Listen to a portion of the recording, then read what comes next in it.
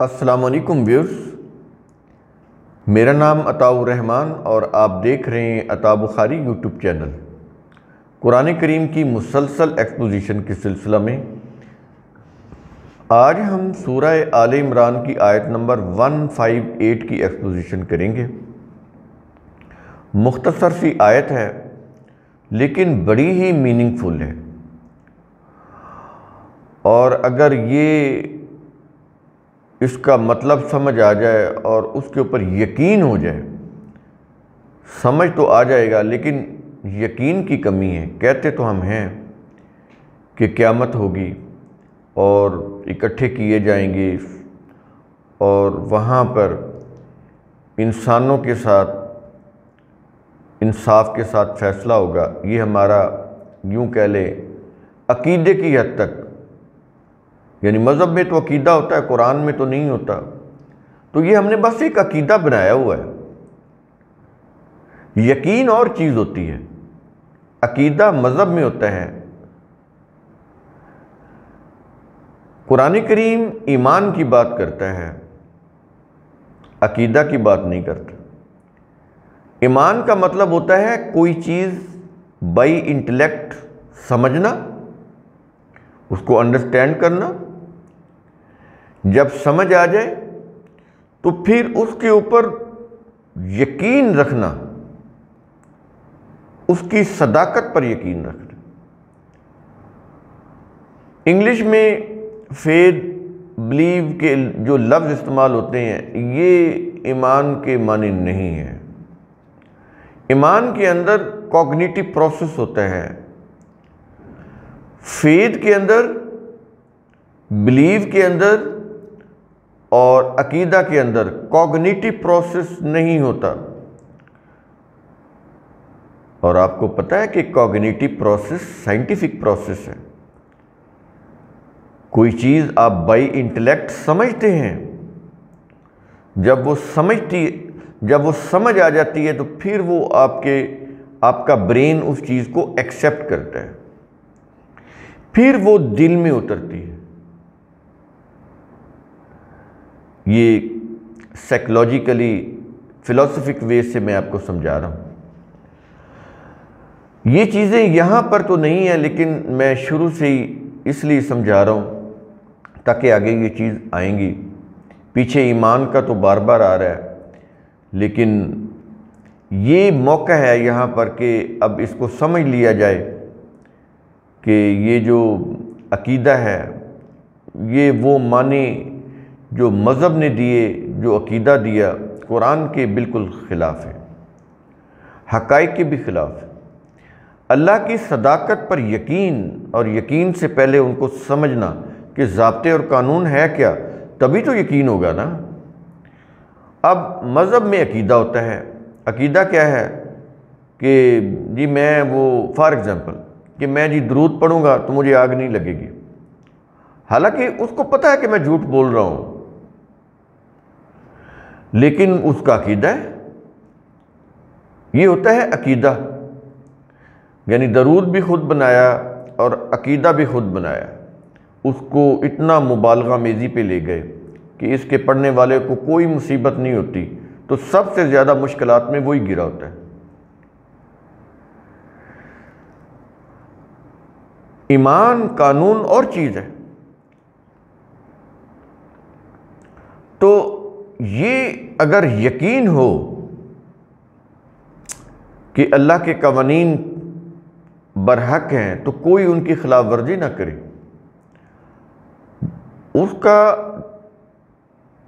اس کی مثال یوں آپ سمجھ لیں کہ آپ کو یقین ہے کہ یہ جو آگ ہے یہ جلا دیتی ہے۔ اگر میں نے اس کے اندر اپنی جسم کا کوئی بھی حصہ ڈالا، کوئی ہاتھ، انگلی، پاؤں، تو وہ جل جائے گا، مجھے تکلیف ہوگی۔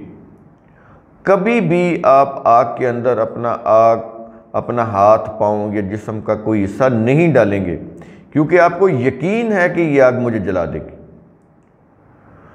یہ ہوتا ہے یقین۔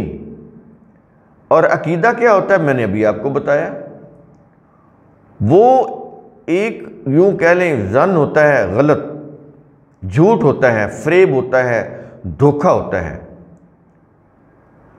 یہ آپ شروع سے سمجھ لیں، عقیدہ ایک فریب ہوتا ہے مذہب کا دیا ہوا، جھوٹ ہوتا ہے، اس کی کوئی حقیقت نہیں ہوتی، اس کو آپ ٹیسٹ کر سکتے ہیں۔ وہ کہتے ہیں نا کہ یہ یوں کریں مذہب کی روح سے، یہ ریچول کر لیں آپ کا کام ہو جائے گا، ذرا کر کے دکھائیں، نہیں ہوگا، جھوٹ بولتے ہیں وہ۔ تو یہ بنیادی پہلے اس کو پوری طرح سے، یہ جو میں نے انٹروڈکشن میں جو بات کی ہے اس آیت کے، آپ نے پوری طرح سے سمجھنا ہے۔ اب ہم آتے ہیں اس آیت کے اوپر۔ کہہ یہ رہا ہے کہ وَلَئِن مُتُّمْ أَوْ قُتِلْتُمْ،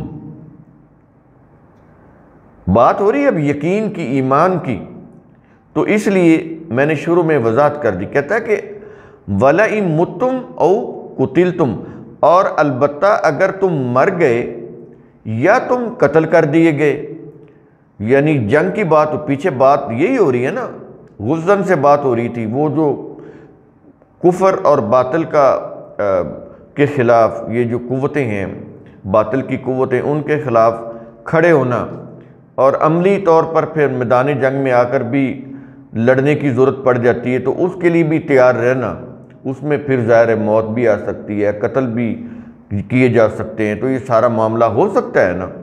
تو اس لیے وہ چیزیں آپ نے شروع میں اپنے ذہن میں رکھنی ہے، اس آیت کے شروع میں جو پیچھے کہا جا رہا ہے یہ ساری چیزیں۔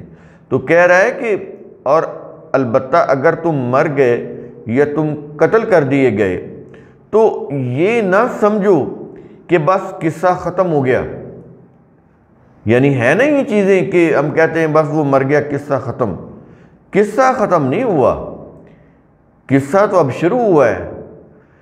جو کچھ جو بھی مر گیا یا قتل ہو گیا، جو کچھ اس نے دنیا میں کیا، قصہ تو اب شروع ہونے ہیں، کہ اس کی زندگی میں جتنے بھی اس نے امور سر انجام دیے، جو کچھ بھی اس نے کیا اچھا یا برا، اب اس کی روح سے وہ اپنے انجام کو پہنچے گا، اچھا کیا تو اچھا انجام، برا کیا تو برا انجام۔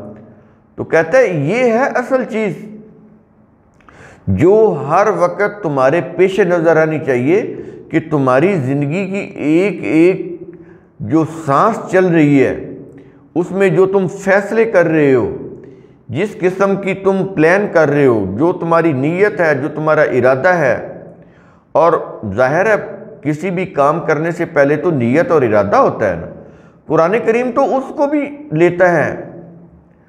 وہ کہتا ہے کہ جو بھی نیت اور ارادہ اور اس کی روح سے جو بھی تم کام کرتے ہو، کہتا ہے اس سب کے اوپر ہمارے قانون مکافات عمل کی نظر ہے، تم بچ نہیں سکتے اپنے کسی بھی غلط ارادہ اور غلط عمل سے۔ تو تم تو اپنے عمل کے بھی ذمہ دار ہو، کیونکہ عمل اپنی نیت کے بھی ذمہ دار ہو، اپنی سوچ اور ارادے کے بھی ذمہ دار ہو، کیونکہ اسی کے اوپر تو عمل کی بنیاد ہے۔ انسان کی نیت، اس کا ارادہ، اس کی سوچ اچھی ہو، اس کے لیے تو یہ قرآن دیا گیا ہے، اور اس کو پھر ثواب کی کتاب بنا دیا گیا۔ ظاہر ہے جب ایک حرف پڑھنے سے 10 نیکیاں ملتی ہیں، تو پھر اس کو کون سمجھے گا، سمجھنے کے لیے تیار ہوگا؟ اس کی تو ضرورت ہی نہیں رہتی سمجھنے کی، آپ نے پڑھا اور آپ کو ایک حرف پر 10 نیکیاں مل گئی۔ اس لیے یہ عقائد بنائے گئے تاکہ اس کو کوئی پڑھے ہی نہ۔ تو جب یہ چیزیں ہوئیں تو پھر قرآن تو نظروں اس کے قوانین، وہ تو اس سے تو منہ پھر گیا انسانوں نے منہ پھیر لیا۔ تو کہتا ہے کہ یہ جو چیزیں ہیں ان کو اپنے پیش نظر رکھو ہر وقت، اللہ کے قوانین کو، کیونکہ تمہاری جو ڈیتھ ہے اس کے ساتھ یہ نہیں ہے کہ بس قصہ ختم ہو گیا، تم اپنی ایک ایک ارادہ کے اور اپنی ایک ایک عمل کے تم جواب دہ ہو، اس کے ذمہ دار ہو۔ نہ صرف یہ ہے کہ جواب دہ ہو، ذمہ دار بھی ہو، دونوں چیزیں ہیں، جواب دہ ہونا اور ذمہ دار ہونا، یہ دونوں تمہیں اس سے واسطہ پڑے گا۔ تو اس لیے وہ کہتا ہے کہ اگر تم مر گئے یا قتل کر دیے گئے تو آگے کہہ رہا ہے تو پھر کیا ہوگا کہ بس ایسے ہی ختم ہو گئے تم، بس بات ختم ہوگی؟ کہتا نہیں، کہہ رہا ہے کہ لا الی اللہ تحشرون، تو یقیناً اللہ ہی کی طرف تم اکٹھے کیے جاؤ گے۔ تحشرون، تم اکٹھے کیے جاؤ گے کس کی طرف؟ لا الی اللہ، اللہ کی طرف۔ یہ اللہ کی طرف سے کیا مراد ہے؟ کیا اللہ کوئی ایک مسند پہ بیٹھا ہوگا، لوگ اس کی طرف اکٹھے کر دیے جائیں گے، اکٹھے کیے جائیں گے؟ اللہ کی طرف سے مراد ہے اللہ کے قانون مکافات کی طرف، جس نے انسانوں کے ایک ایک ارادہ اور عمل کو نوٹ کیا ہوتا ہے اور اس کے مطابق اس نے اس کا نتیجہ مرتب کیا ہوتا ہے، اس قانون کی طرف اکٹھے کیے جائیں گے۔ وہ روایات ذہن سے نکال دیں جو مذہب نے لوگوں کے ذہنوں میں بٹھائیں عقیدت کے رنگ میں، کہ اللہ ان کو معاذ اللہ شراب پلائے گا اپنے ہاتھوں سے، سنا ہے نا آپ نے، گانے بھی سنائے گا۔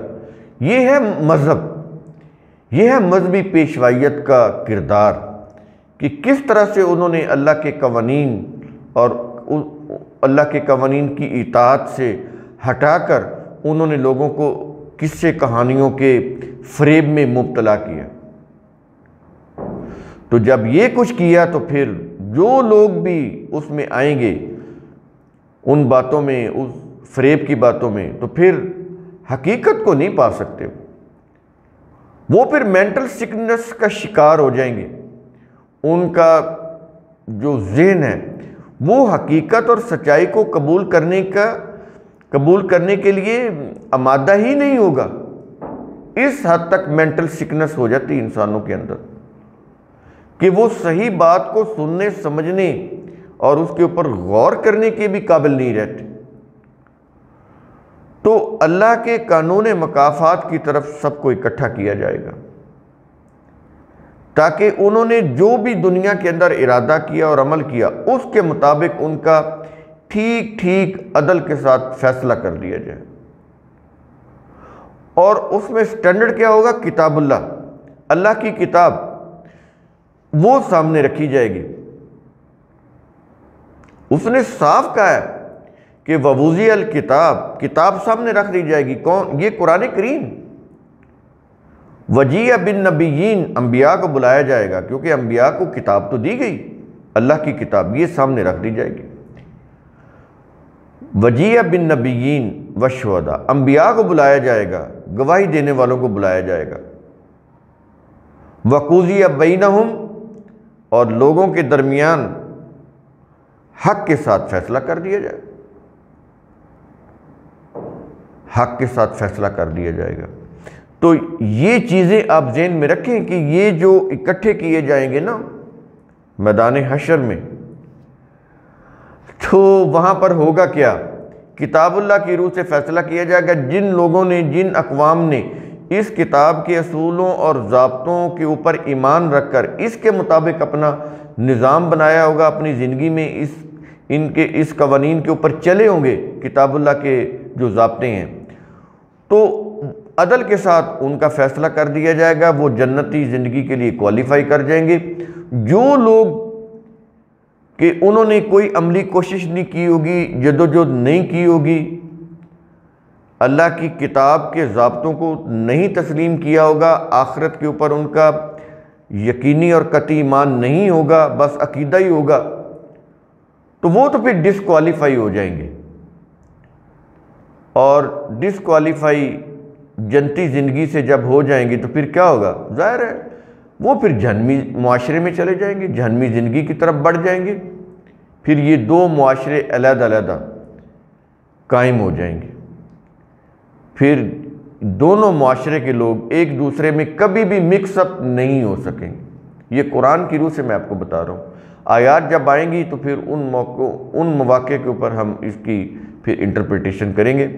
تو قرآن کریم کا اصول ثم تفکروا، اس کی روح سے آپ خود بھی سوچا کریں، سمجھا کریں، غور و فکر کیا کریں۔ شکریہ۔